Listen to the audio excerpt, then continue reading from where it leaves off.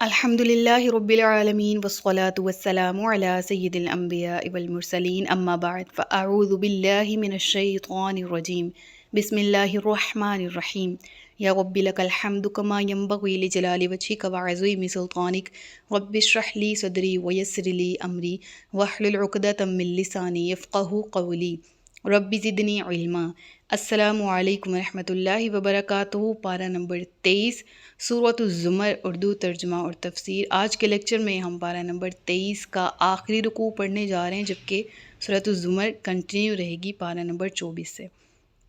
آیت نمبر 22 سے اللہ رب العالمین ارشاد فرماتا ہے، ہم پڑھنے جا رہے ہیں، افمن شرح اللہ صدرہ للاسلام فہو علی نور من ربہ، کیا وہ جس کا سینہ اللہ نے اسلام کے لیے کھول دیا تو وہ اپنے رب کی طرف سے نور پر ہے؟ اس جیسا ہو جائے گا جو سنگ دل ہے، یا اس جیسا ہو جائے گا جو اندھیریوں میں ہے؟ ایک پرسن جو نور میں ہے اللہ کی طرف سے مقرر کردہ، اور ایک پرسن جو کہ اس راہ ہدایت پر نہیں ہے، کیا یہ دونوں برابر ہو جائیں گے؟ اب یہاں پر پھر عبارت کا دوسرا حصہ محذوف رکھا گیا، جو کہ اس سورہ کے حسن میں سے اسلوب میں سے ایک اسلوب ہے۔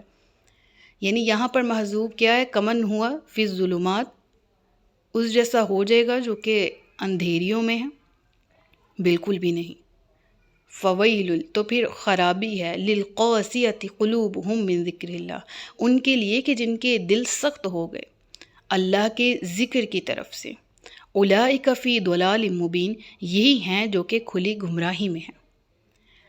اب یہاں پر ویل کا لفظ استعمال ہوا۔ عرب لغت کے اعتبار سے خرابی کی وہ کنڈیشن، بربادی، اور بربادی کی ایسی حالت کہ سب سے بدترین، اس کے آگے یعنی ایسی تباہی کہ جس کے آگے تباہی ہونا کوئی سوچ تصور نہ کر سکے، اور ایسی تباہی جس کے آگے اس سے مزید تباہی ہونا محال ہو، یعنی اس سے برا کیا ہو سکتا ہے؟ عرب لوگ جب کہیں نا کہ یہ حد درجے کی تباہی ہے جس کا ہم نے سامنا کیا، اس سے برا کیا ہو سکتا ہے، ایسی چیز کو، ایسی زمشن کو جب سوچا جائے تو اس کے لیے لفظ استعمال ہوتا ہے ویل۔ اور قرآن کریم میں بھی یہ لفظ کثرت سے استعمال ہوا ان لوگوں کے لیے خرابی کو واضح کرنے کے لیے کہ جنہوں نے راہ ہدایت کو جھٹلایا، خود اپنے دلوں کو سخت کیا، دلوں کی سختی اللہ کے ذکر سے دور ہو گئے۔ اللہ تعالیٰ فرماتا ہے، الا بذکر اللہ تطمئن القلوب، اللہ کی یاد میں دلوں کا چین ہے۔ جو اللہ کی یاد سے دور ہو گئے تو ان لوگوں جیسے ہو گئے جن کے دل سخت ہوئے۔ تو پھر فویل للقاسیۃ قلوبہم من ذکر اللہ، اور ایسی خرابی کہ اولئک فی ضلال مبین، کھلی گمراہی میں ہیں گے، کھلی گمراہی، صریح گمراہی، واضح گمراہی۔ پھر ذکر ہوا، اللہ نزل احسن الحدیث کتابا متشابہا مثانی، اللہ نے سب سے اچھی کتاب اتاری جو کہ ساری ایک جیسی ہے، بار بار دہرائی جاتی ہے۔ یہ لفظ کافی غور طلب ہیں، ذرا توجہ سے سنیے گا۔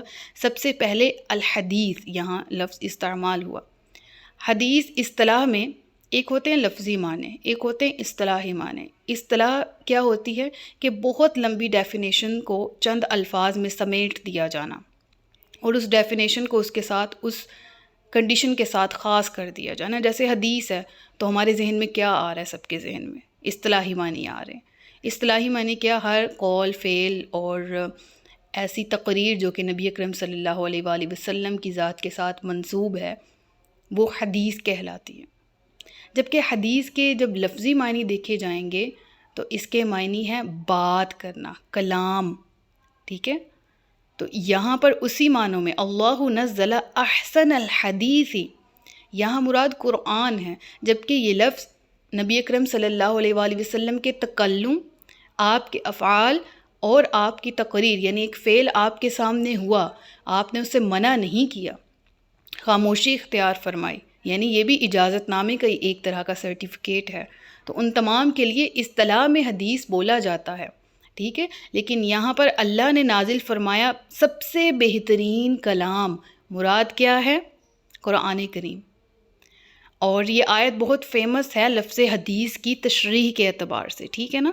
یعنی کہیں پر بھی لفظ حدیث کی تفسیر آگے ایکسپلینیشن دینی ہو تو اس آیت قرآنی کا حوالہ دیا جاتا ہے، اور یہاں مراد کلام ہے، حدیث سے مراد بات ہے، کلام ہے، اور کلام کون سا؟ کلام الہی قرآن کریم۔ تو اللہ نے سب سے اچھی بات اتاری، اللہ نے سب سے اچھا کلام اتارا، اور اسی کلام کو کتاب یعنی قرآن کریم کہا گیا، اور یہاں پر احسن الکتاب کے بجائے احسن الحدیث ہی ہے، ٹھیک ہے؟ یعنی ترجمہ میں اگر دیکھا جائے تو کتاب لکھا ہوا ہے، تو یہ میں نے ایکسپلینیشن سمجھائی ہے کہ الکتاب لفظ آیت میں موجود نہیں ہے، لیکن ترجمے میں کہاں سے آیا، تو اس چیز کو آپ کے سامنے میں نے الیبوریٹ کر دیا۔ کتابا متشابہا، بات بھی کیسی، کتاب بھی کیسی، آپس میں ملتی جلتی، مثانی، اور وہ بار بار دہرائی بھی جاتی ہے۔ قرآن کریم ملتی جلتی آیات جو کہ بار بار دہرائی جاتی ہیں، اس سے مراد کیا ہے؟ اس سے مراد یہ ہے کہ قرآن کریم کا اسلوب اگر ہم دیکھیں تو بارہا میں آپ کو کہتی ہوں نا، یہ واقعہ ہم پیچھے پڑھ کے آ چکے ہیں، اس واقعے کی تفصیلات فلاں صورت میں گزری ہیں، وہاں سے آپ ڈیٹیل میں لیکچر لے لیجئے گا، یہاں پر ہم یہ پڑھیں گے، اور جو ہم پڑھ رہے ہوتے ہیں وہ الگ طرح سے ایکسپلینیشن ہوتی ہے اس کی، اس میں کہیں نہ کہیں الگ ٹیکسچر موجود ہوتا ہے۔ اس کو آسان الفاظ میں سمجھاتی ہوں۔ واقعہ آدم و ابلیس قرآن کریم میں کل 7 مقامات پر آیا تقریباً۔ اب پہلے مقام پر جب ہم نے پڑھا ہمارے کانسیپٹ کلیئر ہوئے، لیکن جب دوسرے مقام پر پڑھا تو معلوم ہوتا ہے، قاری کو پڑھنے کے دوران معلوم ہوتا ہے کہ بات تو وہی کہی جا رہی، لیکن جب ہم اس کی ڈیپتھ میں جاتے ہیں تو ہمیں معلوم ہوتا ہے کہ بات تو دہرائی جا رہی ہے، لیکن ایک نیا نقطہ بھی ہمیں ملا ہے جو پہلے موجود نہیں تھا۔ اب ہم نے یہ چیز سیکھی ہے، پھر تھرڈ ٹائم ہم انہی آیات کو جو دہرائی جا رہی ہیں پڑھتے ہیں تو ہمیں اس میں سے کچھ نیا سیکھنے کو ملتا ہے۔ تو مراد یہاں پر یہی ہے کہ احسن الحدیث کتاب متشابہ مثانی، وہ کتاب جو آپس میں جن کی آیات کے مفاہیم آپس میں ملتے ہیں اور وہ بار بار دہرائے جاتے ہیں۔ یہاں آیات کا دہرائے جانا بھی مراد ہے، یعنی اس آیت کو اگر ہم حجت لیتے ہیں، دلیل لیتے ہیں اس بات پر کہ قرآن کریم میں ایک جیسے واقعات کا ذکر بار بار کیوں آیا، تو اس کی ریزن، اس کی وجہ اور کتاب کا اسلوب اور کتاب کی خوبی کے طور پر یہ آیت کو ہم سامنے پیش کر سکتے ہیں۔ اللہ نے اس کو نازل فرمایا ہے، بار بار نازل فرمایا ہے، ان کلمات کی بار بار تلاوت کی جاتی ہے، اور اس سے ہوتا کیا ہے؟ تقشعر منہ جلود الذین یخشون ربہم، اس سے ان لوگوں کے بدن پر بال کھڑے ہوتے ہیں جو اپنے رب سے ڈرتے ہیں۔ یہاں رونگٹے کھڑے ہونا مراد ہے، اور میں نے یوں دیکھا ہے، ایکسپیرینس کیا ہے، اللہ تبارک و تعالیٰ خوش رکھے، میرے استاد محترم تلاوت بہت اچھی کرتے تھے، اور قرآن کریم کی تلاوت کرنے کے دوران ان کے رونگٹے کھڑے ہوتے تھے جب وہ تلاوت کرتے تھے، اور میں نے ایسے قاری اپنی زندگی میں دیکھے ہیں کہ جب قرآن کی تلاوت ہو رہی ہے تو دوران تلاوت وہ رو رہے ہیں، آنکھیں رو رہی ہیں، اور یہاں پر بال کھڑے ہونے سے مراد رونگٹے کھڑے ہونا۔ تو ہم اپنی ریئل لائف کے علاوہ خود ایکسپیرینس کرنے کے علاوہ بھی اگر دیکھیں تو اہل ایمان کے شاعر میں شامل ہے، ہم انٹرنیٹ پہ ویڈیوز دیکھتے ہیں رقت آمیز کہ قرآن کریم کی آیات کی تلاوت ہو رہی ہے اور اس کا اثر بھی قاری پر ہو رہا ہے، اس کا اثر لسنرز پر ہو رہا ہے، اس کا اثر قلوب پر ہو رہا ہے۔ تو اللہ فرماتا ہے یہ آیات کا نزول اس لیے کہ جب ان کی تلاوت کی جاتی ہے تو لوگوں کے بدن پر بال کھڑے ہو جاتے ہیں جو اپنے رب سے ڈرتے ہیں خشیت کے ساتھ۔ جب آیات کے میننگ سمجھ آ رہے ہوں کہ پروردگار عالم ہم سے مخاطب ہے اور کیا فرما رہا ہے، تو یقیناً یہ میں نے آپ کو کہا نا، میں نے دیکھا ہے بارہا، بازو ہے، ہاتھ ہیں، ان کے بال کھڑے ہو جانا میں نے بظاہر میں نے بذات خود دیکھا ہے۔ تو اللہ اکبر، ایسے بھی ایمان والے لوگ موجود ہیں، ایسے بھی تقوی اور پرہیزگاری والے حضرات موجود ہیں، ایسے بھی اللہ کے پیارے موجود ہیں جو کہ اللہ تبارک و تعالیٰ کی محبت میں جب قرآن کی تلاوت کرتے ہیں تو قرآن کا اثر ان کے بدنوں پر ظاہر ہوتا ہے، ان کی آنکھیں روتی ہیں، ان کے قلب خشیت سے کانپنے لگ جاتے ہیں، ان کی کنڈیشن اللہ تبارک و تعالیٰ کو یقیناً محبوب ترین ہے۔ یخشون ربہم، وہ ڈرتے ہیں اپنے رب سے، ثم تلین جلودہم وقلوبہم الی ذکر اللہ، پھر ان کی کھالیں اور دل اللہ کی یاد کی طرف نرم پڑ جاتے ہیں۔ اس چیز کو ایسے دیکھیے گا، ہم بہت روتے ہیں کبھی قرآن کی تلاوت سن کے یا قرآن کی تلاوت کر کے، اس کے بعد دل میں ایک سکون سا نہیں آ جاتا؟ پھر ایک جو اندر کی طغیانی ایک ہلچل جو ہمارے نفس میں، ہمارے دل میں کہیں نہ کہیں مچی ہوتی ہے، ایک بے چینی جس کا ہمیں مسلسل سامنا ہوتا ہے، وہ سارا تھم سا نہیں جاتا سسٹم؟ پھر ہماری نماز پرسکون نہیں ہو جاتی؟ پھر ہمارا نیکی میں دل نہیں لگنے لگتا کیا؟ ایسا ہوتا ہے نا کہ ہم بعض اوقات کسی ایک واعظ کی نصیحت سے، جو وہ قرآن یا حدیث کے ذریعے ہمیں کرتا ہے، بعض اوقات ہم قرآن کی کسی آیت کی تلاوت سن کے یا کر کے، بعض اوقات ہم نبی اکرم صلی اللہ علیہ وآلہ وسلم کی حدیث سن کے یا اس کو بیان کر کے ایسا اثر لیتے ہیں، یہ اللہ کی توفیق سے ہے، اور پھر اس کے بعد جو زندگی میں سکون آ جاتا ہے اس کا ذکر بھی یہاں پر اس آیت میں موجود ہے، ثم تلین جلودہم وقلوبہم الی ذکر اللہ۔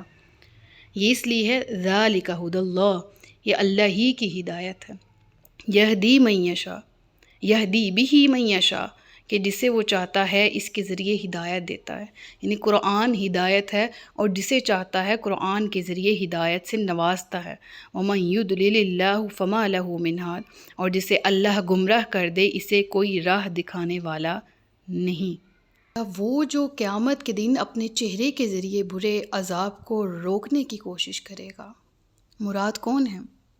جن کا ذکر گزشتہ آیات میں ہوا، جنہوں نے اللہ کے ذکر سے منہ موڑا، جن کے دل سخت ہو گئے، اب روز قیامت آگ کا، برے عذاب کا سامنا کرنے کے علاوہ ان کے پاس کوئی دوسرا چارہ نہیں ہے۔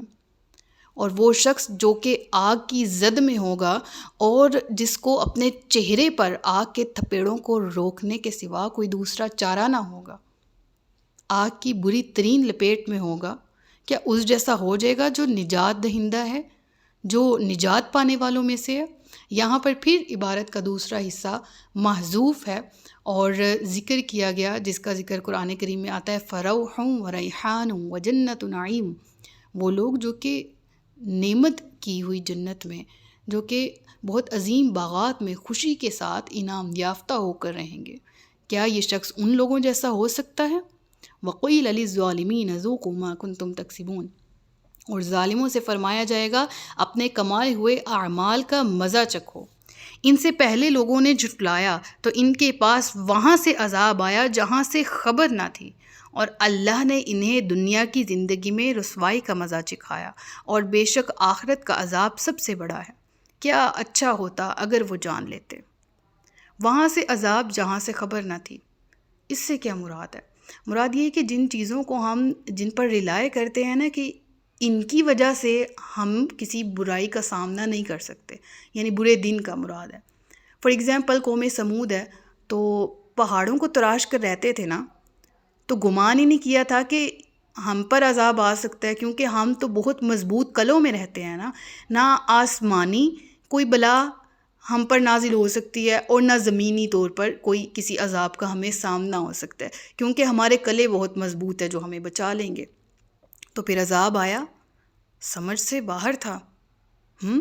سمجھ سے باہر کیسے تھا؟ یعنی چھوٹے چھوٹے ذہنوں میں تو یہی تھا نا کہ ہمارے مکان، ہماری فیسلٹیز، ہم نے جو چیزیں قائم کر رکھی ہیں یہ ہمیں برے دن کے عذاب سے بچا لیں گی، لیکن ایسا ہوا نہیں۔ آج وہ قومیں کہاں ہیں؟ وہ بڑے بڑے محل کھنڈرات میں تبدیل ہو چکے ہیں، اور وہی بڑے بڑے محل ان کے لیے عذاب الہی کا باعث بنے تھے۔ پھر بالکل ذکر ہوتا ہے یہاں پر کہ دنیا کی زندگی میں رسوائی کا ہم نے انہیں مزہ چکھایا، اور بے شک آخرت کا عذاب سب سے بڑا ہے۔ کیا اچھا ہوتا اگر وہ جان جاتے۔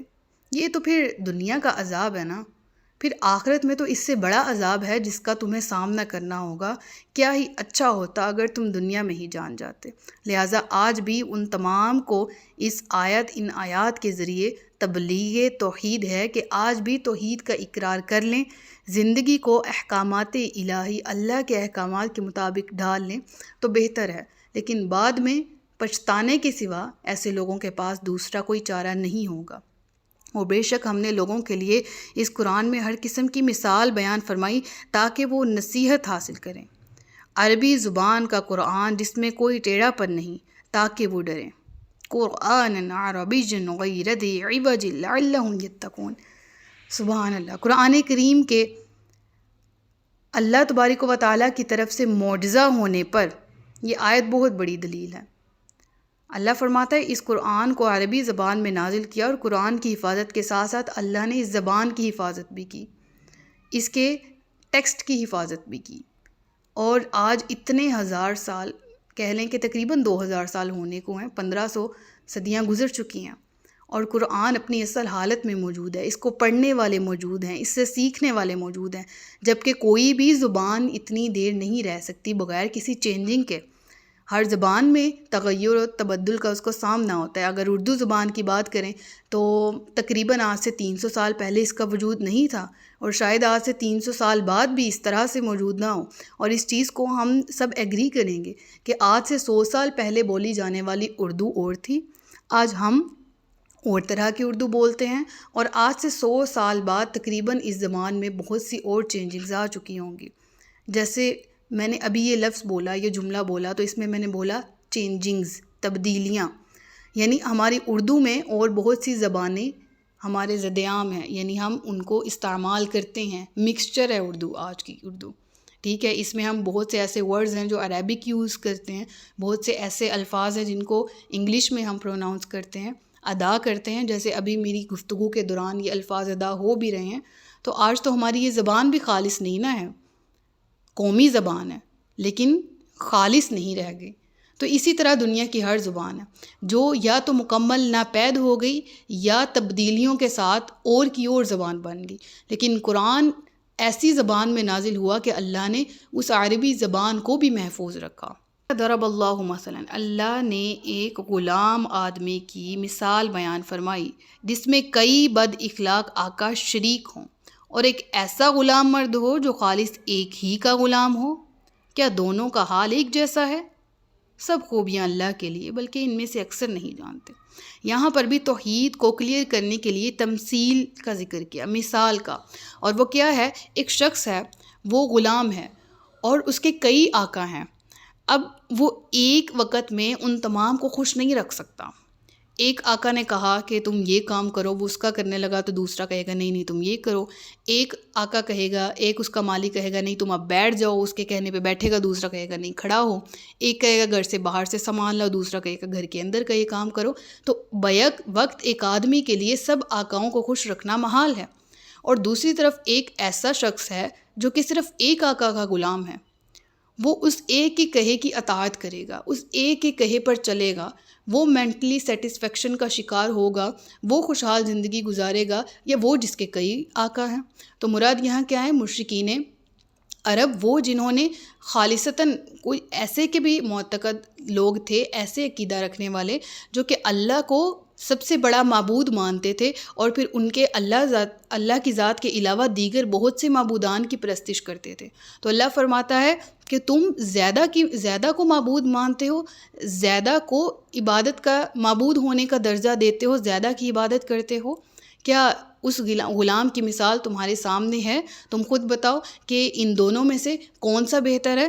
کیا ایک کو مالک مان کر اس کی اطاعت کرنے والا، یا ایک سے زیادہ آقاؤں کا ایک غلام؟ تو یقیناً عقل والوں کے لیے اس میں بہت بڑی نصیحت تھی۔ هل یستویان مثلا، کیا دونوں برابر ہو سکتے ہیں؟ یعنی دونوں کی صورتحال سامنے ہیں، کیا دونوں غلاموں کی کنڈیشن برابر ہو سکتی ہے؟ تو عقیدہ توحید کو اس مثال کے ساتھ واضح کرنے کے بعد رب العالمین فرماتا ہے الحمدللہ، تو تمام تعریفیں اللہ کے لیے ہیں، بلکہ اکثر لوگ تو نہ جاننے والوں میں سے ہیں۔